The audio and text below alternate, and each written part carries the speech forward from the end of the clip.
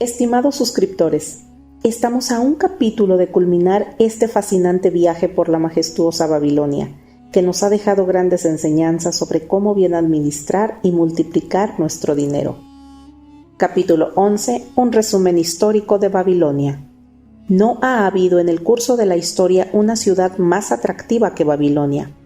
Su nombre evoca visiones de riqueza y esplendor, y sus tesoros de oro y joyas eran fabulosos.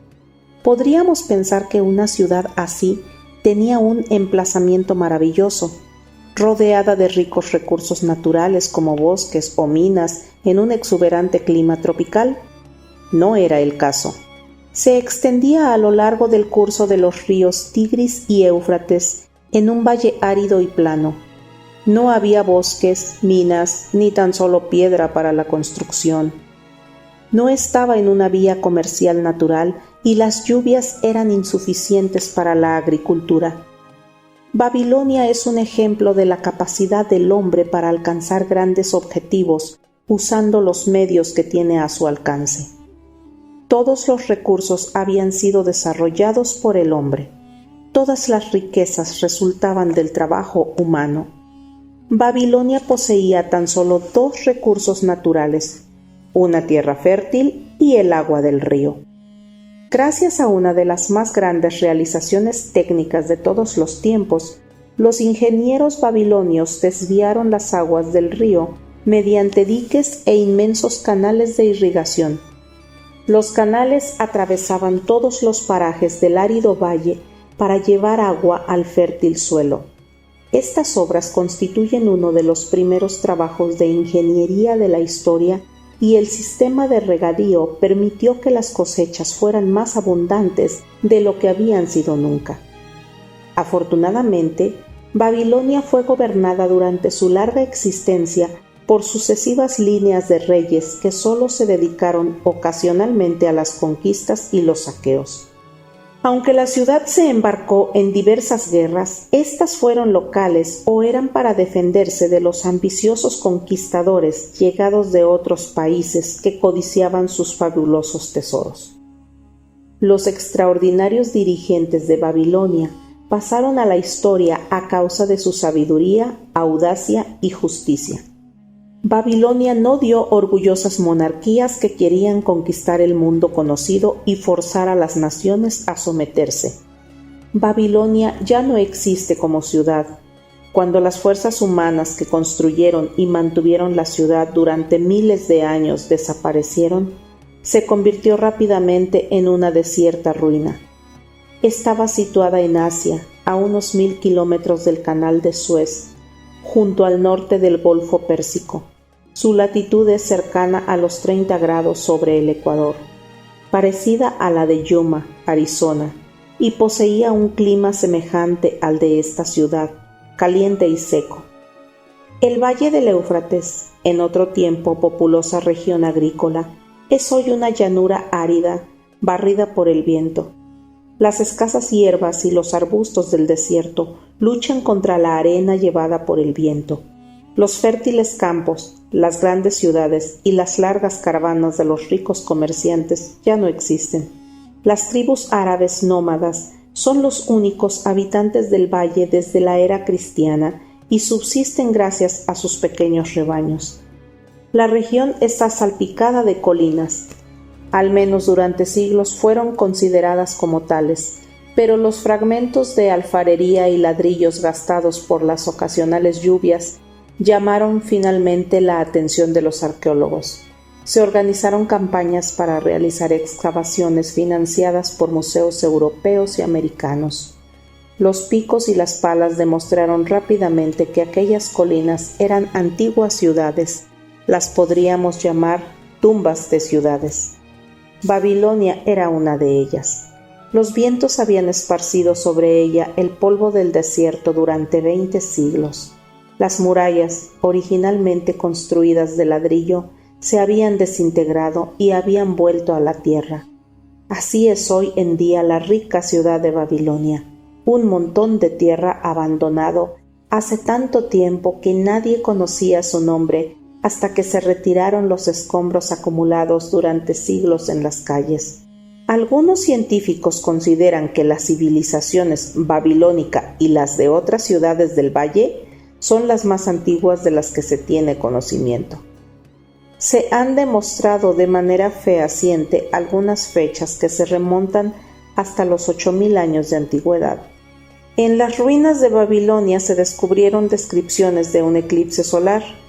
Los astrónomos modernos calcularon fácilmente cuándo hubo un eclipse visible en Babilonia y pudieron, de este modo, establecer la relación entre su calendario y el nuestro. Así se pudo calcular que hace 8000 años, los sumerios que ocupaban Babilonia vivían en ciudades fortificadas. No se puede calcular desde cuándo existían dichas ciudades. Sus habitantes no eran simples bárbaros que vivían en el interior de unas murallas protectoras, sino gentes cultivadas e inteligentes. Tanto como puede remontarse en el pasado la historia escrita, fueron los primeros ingenieros, astrónomos, matemáticos, financieros y el primer pueblo que poseyó una lengua escrita. Ya hemos hablado de los sistemas de irrigación que transformaron el árido valle en un vergel cultivado. Los vestigios de los canales son aún visibles, aunque la mayoría están llenos de arena. Algunos de ellos eran tan grandes que, cuando no llevaban agua, una docena de caballos podían galopar de frente en su interior. Se los compara en amplitud con los canales más anchos de Colorado y Utah. Además de regar la tierra, los ingenieros babilonios llevaron a cabo otro proyecto igualmente vasto: recuperar una inmensa región pantanosa en la desembocadura del Éufrates por medio de un sistema de drenaje y hacerla cultivable. Heródoto, historiador y viajero griego, visitó Babilonia tal como era durante su apogeo y nos dejó la única descripción conocida hecha por un extranjero. Sus escritos presentan una pintoresca descripción de la ciudad y algunas de las extrañas costumbres de sus habitantes. Menciona la fertilidad notable de la tierra y las abundantes cosechas de trigo y cebada que se recogían. La gloria de Babilonia se ha apagado, pero su sabiduría ha sido conservada para nosotros gracias a los archivos. En aquellos lejanos tiempos, el papel no había sido todavía inventado, y en su lugar la gente grababa laboriosamente sus escritos en tablillas de arcilla húmeda. Cuando las acababan, las cosían y quedaban duras. Medían aproximadamente 6 por 8 pulgadas y el espesor era de 1 pulgada. Utilizaban estas tablillas de barro, como se les llama comúnmente, como nosotros las modernas formas de escritura. Se grababan leyendas, poesía, historia, transcripciones de decretos reales, leyes del país, títulos de propiedad, billetes e incluso cartas que eran enviadas mediante mensajeros hacia ciudades lejanas. Gracias a estas tablillas hemos podido conocer asuntos íntimos de la gente. Una tablilla que seguramente provenía de los archivos del almacenero del país cuenta, por ejemplo, que un cliente llevó una vaca y la cambió por 7 sacos de trigo, 3 entregados en el mismo momento y los otros 4 a conveniencia del cliente. Los arqueólogos recuperaron bibliotecas enteras de estas tablillas, cientos de miles de ellas protegidas por los escombros de las ciudades. Las inmensas murallas que rodeaban la ciudad constituían una de las extraordinarias maravillas de Babilonia. Los antiguos las consideraron comparables a las pirámides de Egipto y las situaron entre las 7 maravillas del mundo. El mérito de la construcción de las primeras murallas es atribuible a la reina Semiramis, pero los arqueólogos modernos no han podido encontrar vestigios de estas primeras construcciones ni establecer su altura exacta. Por los escritos de los antiguos se estima que medían entre unos 50 y 60 pies en la parte exterior, que estaban hechos de ladrillos cocidos y además protegidos por un profundo foso de agua.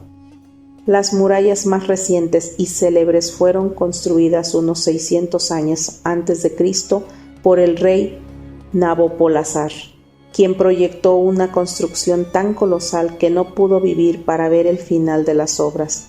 Fue su hijo Nabucodonosor, cuyo nombre aparece en la Biblia, quien las terminó. La altura y la longitud de estas murallas más recientes nos dejaron atónitos.